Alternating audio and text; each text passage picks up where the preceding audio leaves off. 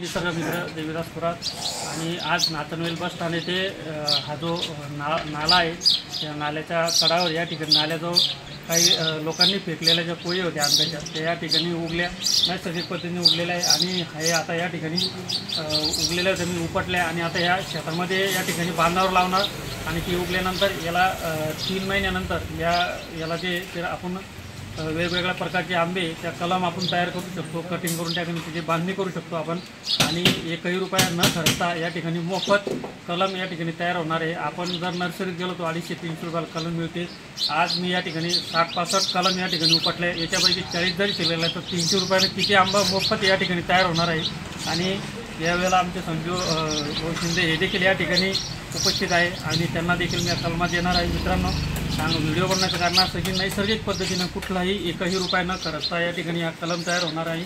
या ठिकाणी या कलमा बांधून आणि आपल्या शेताच्या बांधावर आपण या कलमा लावणार आहोत। आपण या अशा पद्धतीने करू शकता। आपली कलम विकत घेण्याची परिस्थिती नाही, आपण लावण्याची आवड आहे पण विकत घेऊ शकत नाही, अशा पद्धतीने घेऊ शकतो। उगेला दिसलं ते घ्या आणि निसंकोचपणे घ्या आणि लावा।